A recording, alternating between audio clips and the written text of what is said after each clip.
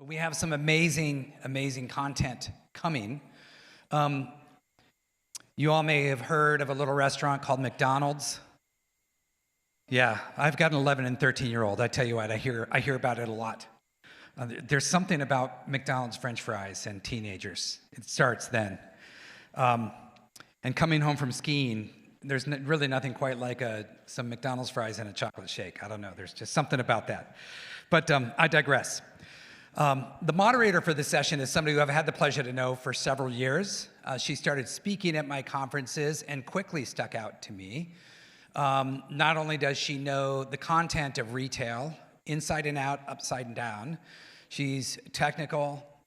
She also is a market visionary and really understands where everything is headed. She's the ideal moderator for this panel on AI and restaurants and retail. Please welcome to the stage, Andy Huell.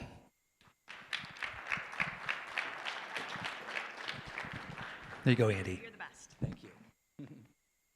All right, should I take this one? Yep. All right, sounds good. Oh, here, I'll take that one. You take that one. Turn it on. Hey, good afternoon. You guys, I'm so glad you're all here. It's such an interesting topic, and I'm going to tell you a little bit more about my journey before we delve into our topic, which is AI in restaurants and retail. So a couple of things. Pete's right. My first, I think, second speaking engagement ever was about 4 years ago at one of his voice and AI conferences. And there were maybe 20 people in the room. Nobody was really all that interested in AI back then. It was kind of a brand new topic and really something that was more on people's technology roadmaps. But fast forward, I speak about 20 times a year now, and the rooms are usually full. Everyone wants to hear about AI. Why is that? Why has AI exploded when it's in everything, every company, every product? You can't go anywhere, especially this conference, without hearing about AI. Well, what's happened is AI really had what we call its iPhone moment, and that was coined by Jensen Huang, who is the CEO of NVIDIA. And do you guys remember when we didn't have smartphones? And you didn't even think you needed a smartphone. You're like, that is like so luxurious. Why would I need to call people 24/7? Why do I need to look at my emails in my car? You know, it just seemed like a ridiculous concept, and then it didn't, right? And then you realized, oh my God, where's my phone, right? Some people have two of these things. All of my children have one. So that's what happened with AI. And I remember it vividly. I was at the Deloitte AI Forum, and it was fall of 2022, and OpenAI had just introduced ChatGPT and DALL-E, and all of a sudden people are like, whoa, this is AI?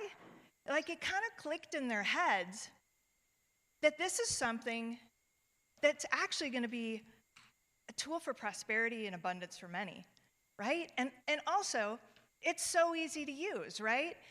Your phone, when you look at it, it opens up because it's AI.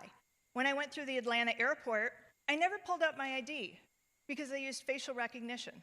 And there was no one in line at the busiest airport in the world because of AI. When you go to retail environments, you just walk in, walk out. There's no people. You don't even pull out your credit card. Right? It's amazing, and you're getting so used to this that you kind of realize this isn't going away. And my big takeaway was when my parents are like, oh, now we get what you do. They had no idea for years. They're like, why are you in this industry? It's voodoo science. So anyway, so that's amazing. That's why there's so much talk about AI.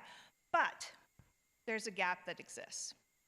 So my role is to talk to C-levels at all the big enterprise brands and ask them, help them deploy AI. But here's the problem. All of this industry hype has resulted in top-down directives. You must implement AI, right? And these C-levels, for the most part, are like 50-year-old men, right? A whole room full of them. And my job is literally to go and call on them and help them and inspire them. But this gap is they don't understand even really what it is. And that's okay. If you're sitting out there and you're like, oh my gosh, that's me, that's okay. That's totally normal. So they don't understand the terminology. They don't understand what are the use cases for AI. They don't understand its transformational potential. They don't know who to partner with or even how to get started. Like, how do you get AI going, right? So if you're thinking, this sounds a lot like me, I'm going to let you in on a secret. 90% of the people I talk to, and it's all the biggest retailers, restaurants, and convenience chains, do not know how to deploy AI or any of these use cases that we're going to talk about today. So, show of hands, I would like McDonald's and Google to know who's in the audience today. And I also want them to understand your kind of basic AI literacy. So please raise your hand if you are a brand that feels like, I got this. I know a lot of the terminology and the use cases. Maybe we've had a POC, proof of concept. We've done a deployment. We're pretty comfortable, but we're here to learn. Any show of hands? Okay, great. Some of you are here. That's excellent. Now, what about the second category where you're like, ooh, this kind of, I'm not quite sure about this. I need to learn the use cases, and I haven't tried it yet, but I'm there. I want to, and that's why I'm here. Yeah, a lot more hands.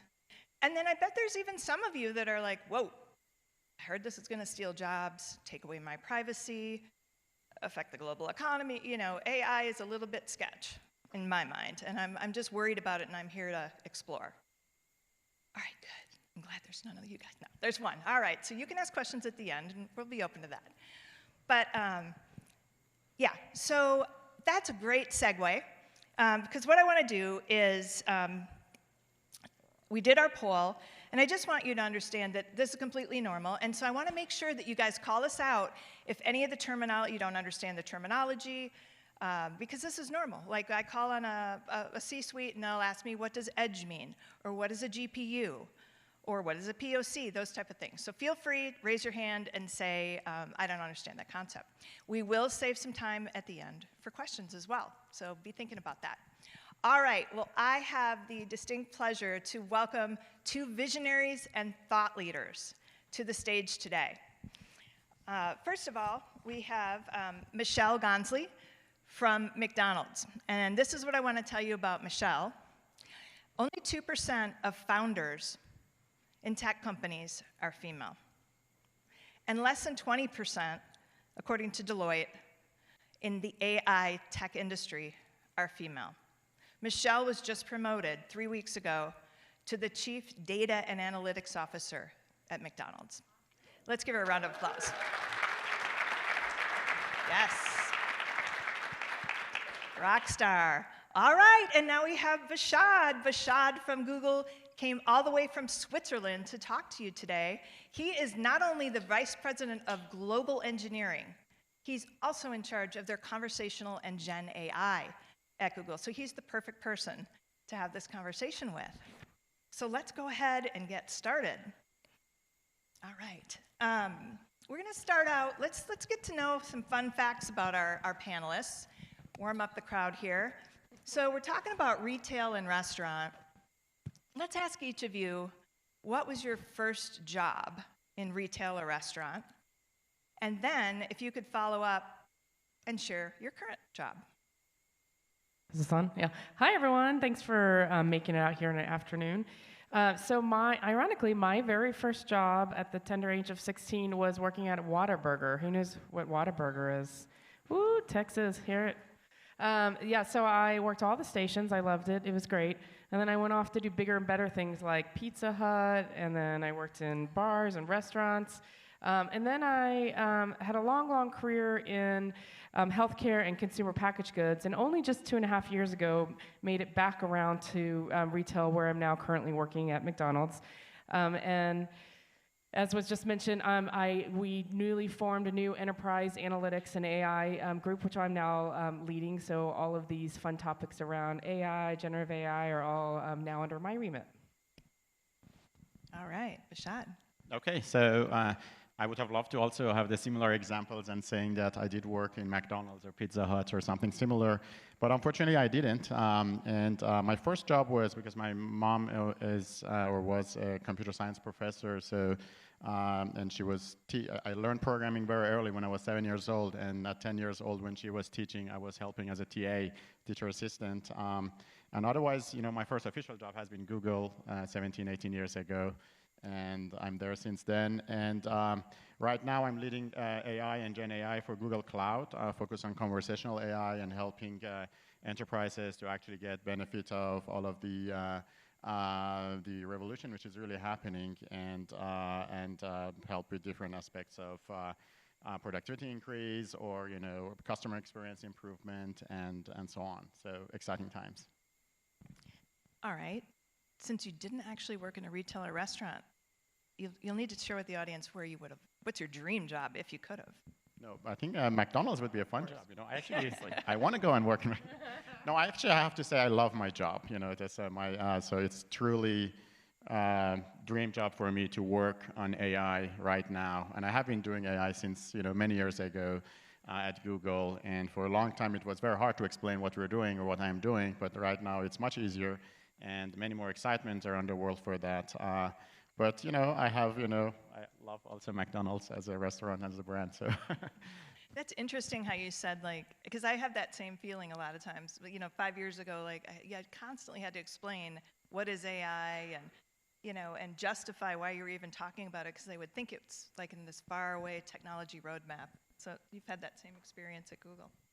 Absolutely, absolutely. And I think what really did change last year, as you mentioned, is that now the awareness of the impact of AI is significantly higher. So if you randomly go to any conference these days, the fact that the chance that you don't find the word AI there is very strange.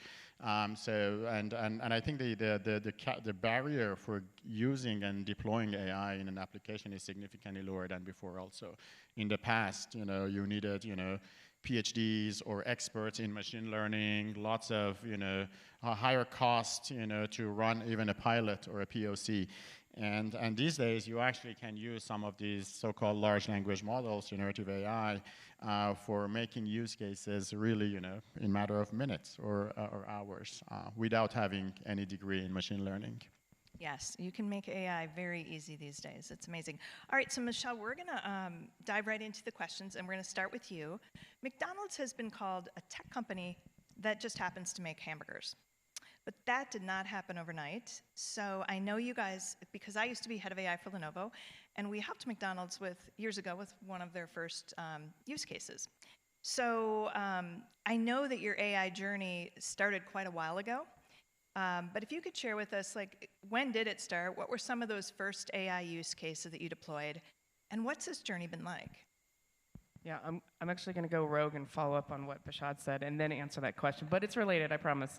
I mean, AI has been around for 3 or 4 decades. It's been around a long time, and there was a big hype about it before. But what's happened is that for the last 3 decades until recently, it was something only super technical experts, data scientists, computer scientists knew and understood. So it wasn't accessible to the everyday person or to the everyday business leader.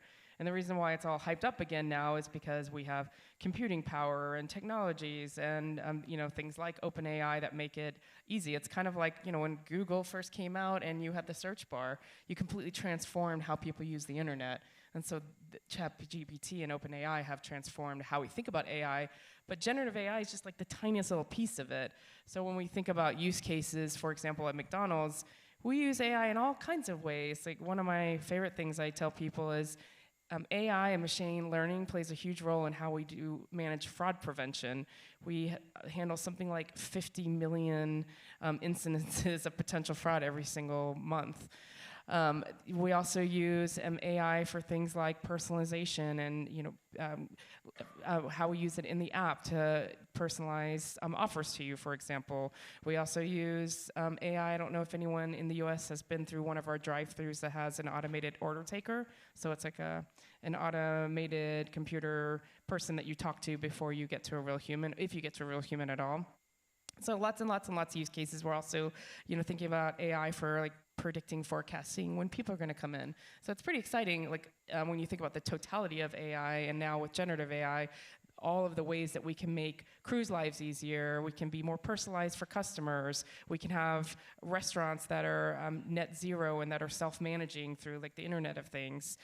There's just so many use cases that it can be overwhelming. So our biggest challenge is what do we prioritize and how do we garner the resources, both dollars and people, to actually make it happen. Yeah, I remember from my days at Lenovo, you had use cases in the drive-through. You had use cases at the front of the house, like how many people are there and how long are the lines. And then even the back of the house, like life of a chicken nugget, right? It needs to be born and die at a certain time period. So it's amazing the things you can do with both cloud-based AI as well as edge-based. And what we mean by edge-based is that it's not like the edge of your table or the edge of your, it's the edge meaning on premises, and you have an edge AI server, which is almost like a laptop. And inside of it would be your GPU, which is from NVIDIA, so your graphics processing unit, which enables that data to be analyzed and deliver insights. And then you have your CPU, and you have your secret sauce, which is the software, the AI software that makes all that happen. So yeah, so we can talk about all different kinds of use cases. But before we do that, Michelle, could you share some advice? I mean, we have a lot of other brands out here. And my experience is that most folks haven't really dipped their toe in the AI pool yet. And what advice would you be giving them? Because there's thousands of these AI software companies. And how do they even know who to talk to? I mean, how do they know who to partner with? What is their first step? What advice do you have? I mean, I will first start by saying I represent the business or the human side of AI, and my friend here, Bashad, represents this with the technical, how you get it done. So I think we can answer from both sides of that coin. But for me, is everyone gets excited about that end use case, but really before you do anything, the first thing you have to do is form a cross-functional team that includes the technical people, a business leader, HR, legal, change management, comms, because in order to do it responsibly and make sure you're using AI in a way that is not harmful to the company or to the customers, there's some things that need to get put in place first. And so before we've even started any use case, we've spent almost a year getting our ducks in a row. I'm talking now about generative AI, but even with AI in general, before we run any models, we spend time thinking about what's the end value that we're trying to create, how do we get there, how do we do that responsibly, how do we test that. And with generative AI especially, everyone's super psyched about it, and we have hundreds of companies every day coming to us. And so how do you make sure that we are moving the company in the right direction and responsibly testing and learning with either external partners or building tools that are not going to do harm to customers and crew? So my first advice is don't build anything until you have comms, legal, what's the use case, and do plenty of testing first. I thought your advice is going to be to work with and Google. Hire Google. Yes. So I think I fully agree with you, and I guess again because as I mentioned, deployment has become much easier, and it's very easy. I have been in maybe hundreds of meetings from the beginning of last year where we discuss what types of use cases you want to apply with Gen AI, and literally in the same meeting, in a matter of a couple of hours of ideas, that brainstorming ends up with 50 different things that they want to try. And of course, obviously, if you want to do 50 different things, even just managing that from the organizational point of view will be super complex, and how to make all of those to be connected and made so that they make sense and so on. I think there's a couple of things which can go wrong here. Trying something quickly is actually easy, but with these large models, you have, of course, you mentioned everything from the responsible AI point of view. What exactly happens to the data? Where is the data going? Is this a customer data and so on? So there's all aspects from that. That's one category of things to think about. Then there is the point in terms of, can you actually build a reliable product? Because making a fancy demo on a stage that works good and makes wow moment is easy. But really having, if you want to have a voice ordering, let's say for McDonald's, you can't, have someone comes to a drive-through and order something, and this thing works 90% of the time. So 10% of the time, you get some other food, and that can't work, right? This should be 100%. I think many of you might have been hearing about, these models the large language models can hallucinate. Hallucinate means, ChatGPT or Bard or the technologies like that, Gemini, they actually can potentially say something which is not accurate because they don't understand everything, despite the fact that they look very powerful. As a result, so you want to have, depending on the application that you want to have, you want to prevent that. If you have a bank, or any transactional things, you can't, the amount cannot change. So you need to know what to do with large language models and AI, what to do with everything around it, how do you prepare, also the people who want to use AI, because it's both if you have a consumer-facing use case, I have seen again brands who made chatbots on their websites, and people don't use it. The chatbot is actually pretty good. It does amazing jobs of certain use cases, but maybe I can ask this question here. Raise your hand when you go on a website and you see a chatbot in a corner, whether you like to talk to that chatbot. You see that? So today this is the case. So even if that chatbot is a very powerful experience, so even if that chatbot actually does better job for you, it's a fancy human level exact recommendation. So there is also the whole experiences of how to onboard, how to change the UX part of that. And similar things also exist for the inside company. When you want to help your employees to become more productive, you want to also make sure that you have the right, educations for them, training for them, that they use AI for the right time. Many people in the first months of last year, they were using, for example, ChatGPT for asking all types of company questions, which potentially would have been, from privacy point of view, would not have been the right thing. So there are these types of things to be careful about. I fully agree with you in terms of making teams responsible for. What was interesting last year was every C-levels in any company we talk to, or every CEO is telling to maybe a C-level -1 or one of the leadership, go and come back with our Gen AI strategy in the next 1-2 months. I think maybe that's your job now. But that's actually, I loved your recommendations. Take your time. You don't need to rush, Well, it's funny because beforehand Andy said, don't be too Debbie Downer, like make sure people feel inspired, and here we are like, it's so scary. But I think the key takeaway is you got to balance the risk with the opportunity. No, I have to say, you should all be super excited. If you're not doing AI, you're missing. This is 100%, I believe that. So just to describe you what Gen AI is doing. Gen AI is like having, for your company, is like having 1 million extra people working for you. Really, just ask yourself, if you have 1 million free-ish interns in your company, what else you could do? For example, in a retail, you would say that, okay, for every of my customers, I have this person to do the white gloves ideal server for that. I can have this person to go and read everything, and so all those things is now possible because these models actually have capabilities like interns level or students level humans. So that's again, there's no question that every industry is getting disrupted in the next few years, and perhaps already in 2024. So don't worry about what I said before. Don't be scared. Certainly, that was not the goal. Can we quote you on that? I love that 1 million interns. Yeah, no, for sure, yeah. I told my panelists they could banter like a late night talk show. I think they're taking it to the next level. All right, so back to the questions. You guys are great. It's because you put your seat there. I'm way over here. All right, so Google has literally become such an integral part of our lives that in 2006, it was coined a verb, right? It was actually added to the dictionary. Yet many brands are really still unsure of Google's role in the deployment of AI solutions. That's not just a natural like, oh yeah, Google, that's what I'm gonna call for AI.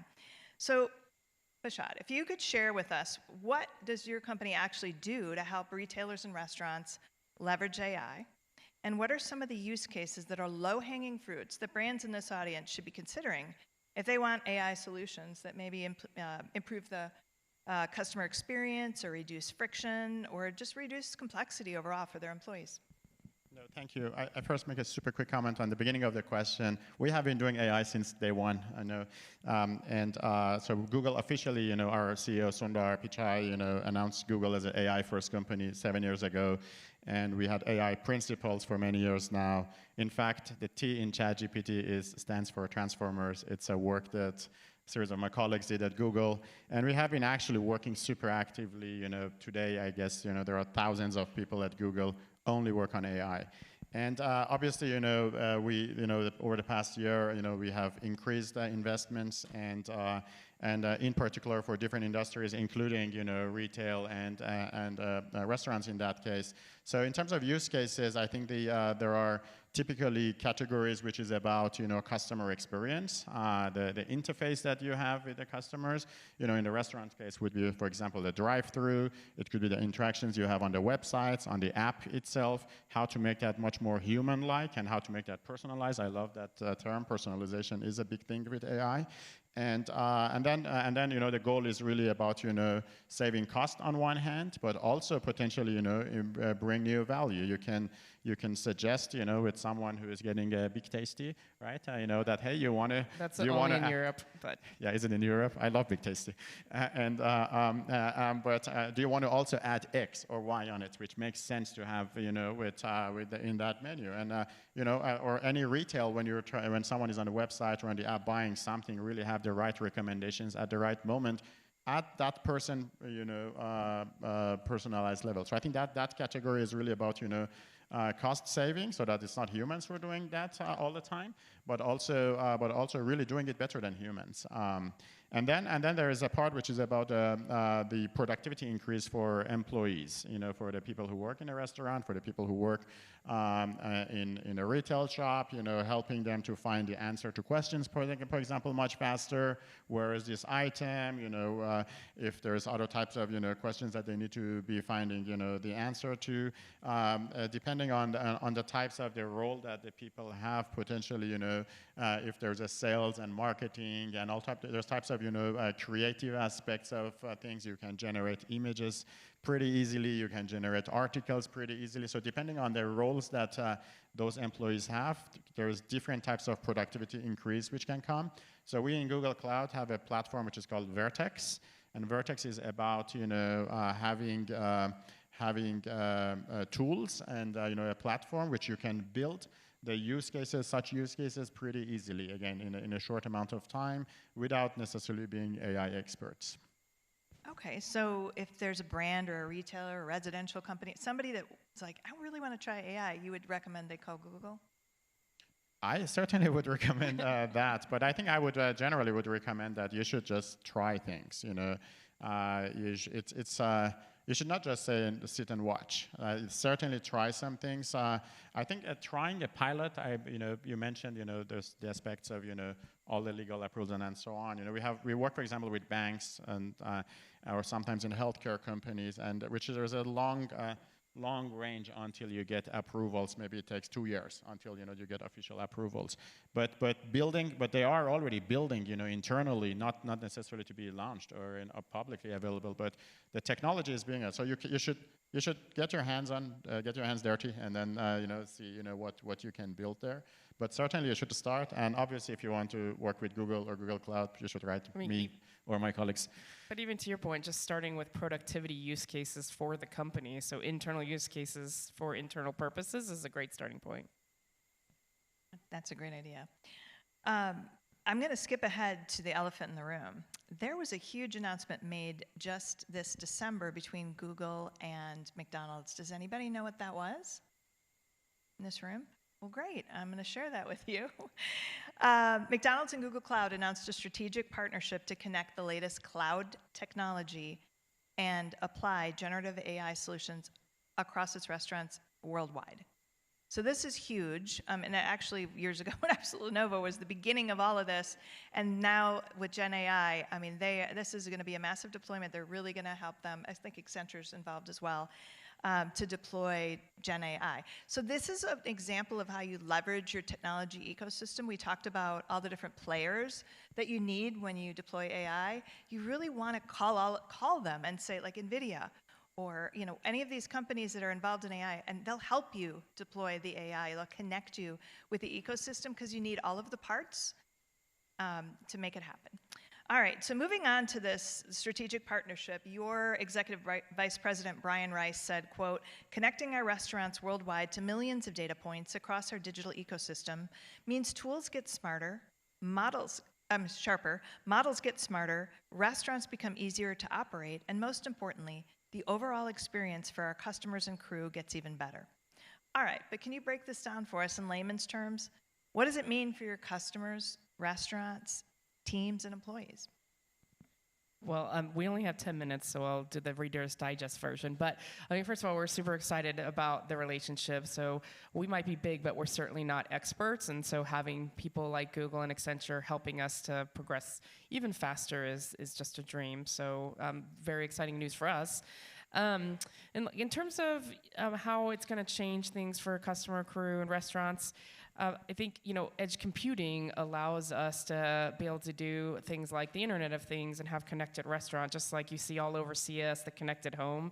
Imagine like a manager being able to understand when the Coke machine is about to break before it breaks, so that they can fix that. Or like today, for example, a really simple thing that could save us tons of money.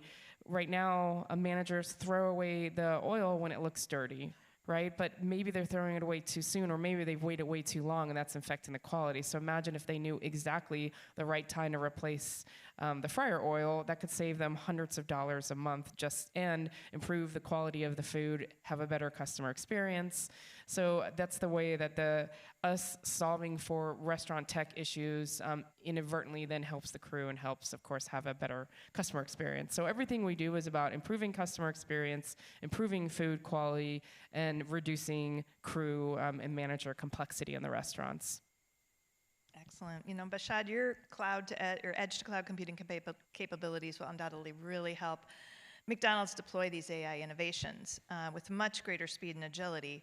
But could you explain for the audience what a connected technology platform is and how it's going to empower restaurants and retailers to implement these solutions? I think actually you explained it. Your example with coffee machine was perfect. So you think about it as if you have, at different levels, you have the Internet of Things, the AOT types of devices, and then you have the local on-premise edge types of computers, and then you have cloud as the next level. If all of these are connected to each other so that you have the right combinations of these or the types of applications that you want to use. To give an example, when you do things on device or local or on edge, things are faster. The latency is lower.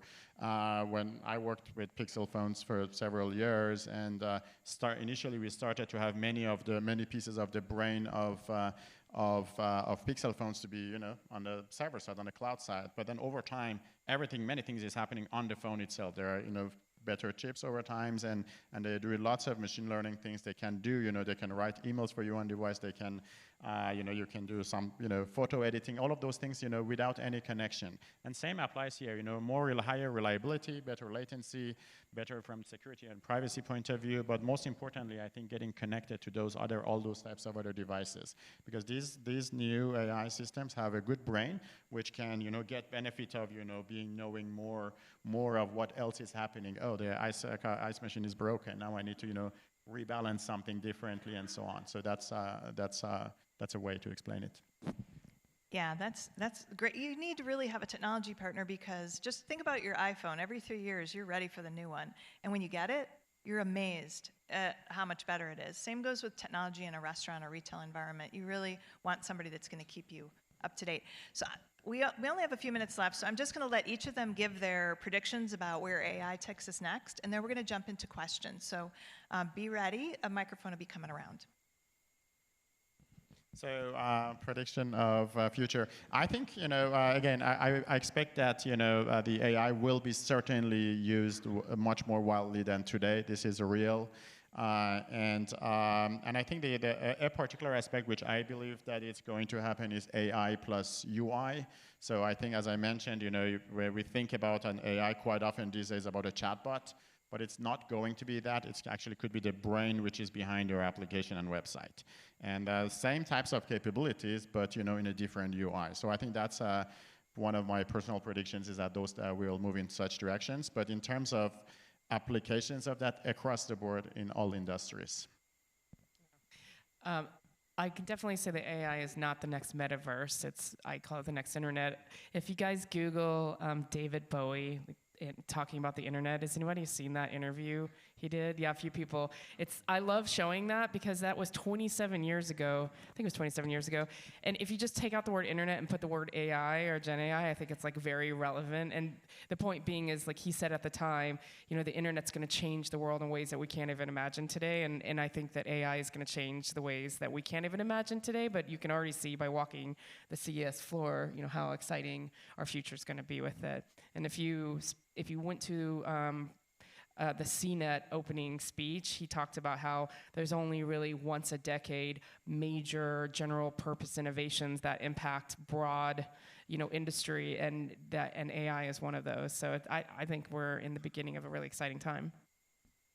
All right, and I commend you all for being here to learn more about that. Does anybody have any questions for us? Is there a microphone that's going to come around, or does he need to yell? You can ask your question, we can repeat it. You're gonna keep your hand up. Oh, I'm going to go here first. And yep, just because you're closer. You spoke, Bishad, you spoke a little bit just at the end there about the sort of the customer-facing apps like chatbots, and a lot of this discussion, of course, has been about operational, back office AI.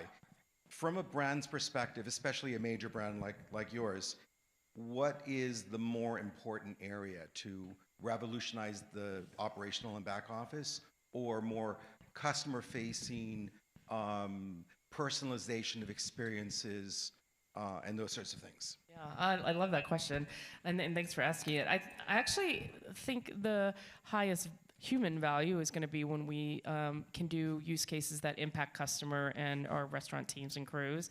I think the reason we talk so much about operations is because it's easier, low-hanging fruit, and quite honestly less risky, right? Because what Bashad was saying earlier is, it's one thing to make a demo, it's another thing to have it operationalized and working 100% of the time. So to get it to where it's working 100% of the time, you're accounting for all of the things that could, that a human could want or ask or need, that's a lot trickier. So if you even think about like our automated order taker in the drive-thru, it works fine. I'd say we're 80% of the way there, but we're not 100% of the way there. And the potential damage we're doing if customers have a negative experience or don't get the right food is maybe worse than if we weren't using it at all. So I think it's just longer customer-related use cases are a little bit longer term because we need to make sure we get it right 100% of the time.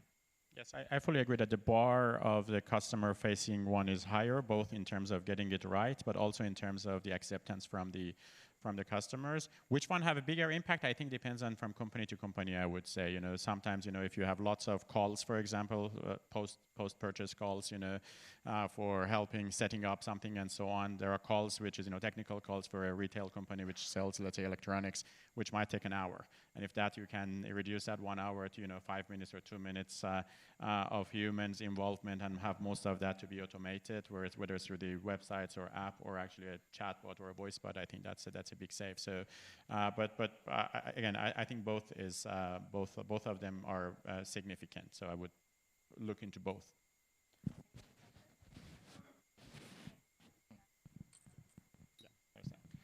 I deal a lot in disinformation and fraud, and a big part of my concern with AI involves, there's a concept in evolutionary biology, the Red Queen hypothesis, where you have to move as fast as you can, iterate as fast as you can to stay in the same place. And Michelle, you mentioned a little earlier that y'all are using AI to stop something like 50 million fraud attempts per month, and that's wonderful.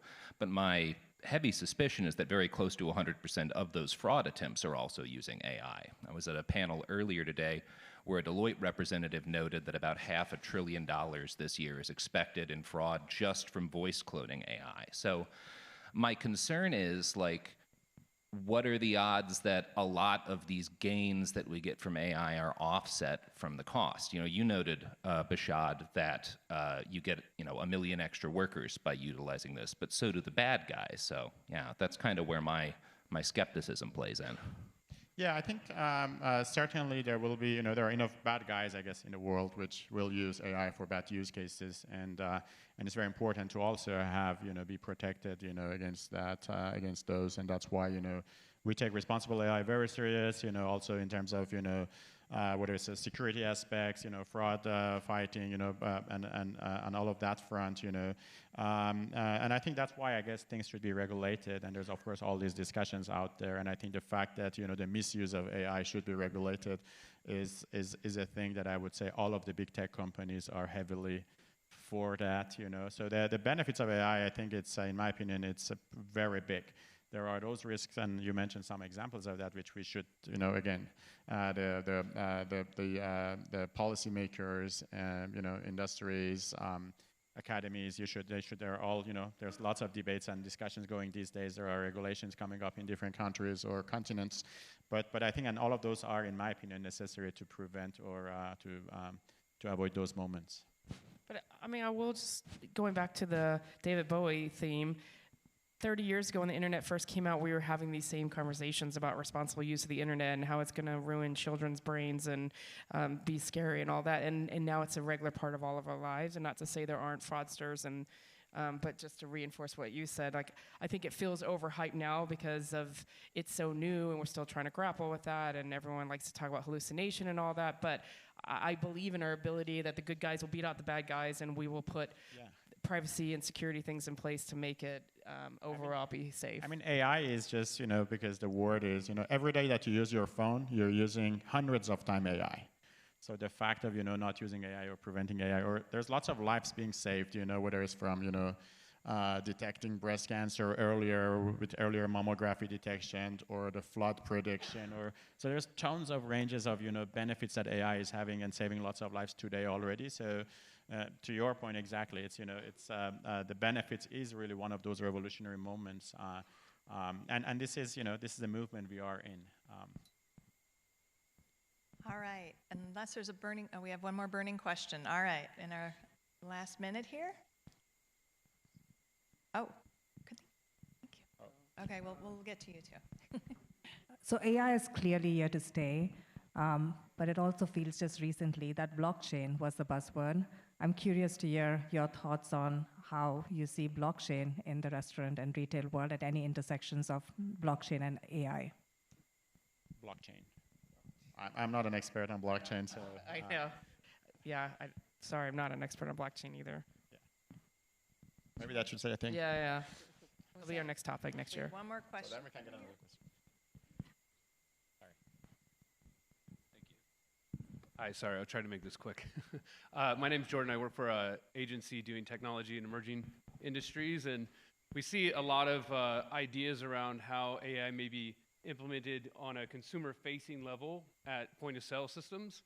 And I'm curious from your guys' perspectives, how would you approach those risks that you kind of mentioned earlier from like a product development standpoint? What are some of the things that we should be checking off the boxes before, releasing a system like that? Maybe I can touch on that. So at Google, of course, we do make lots of consumer-facing products since a long time. And we have, our development at Google is that we have some phases. We have, of course, we have different types of evaluations that we have. But then on top of those normal evaluations, we have things which is called team food, which then for a while we said that the team is using that product.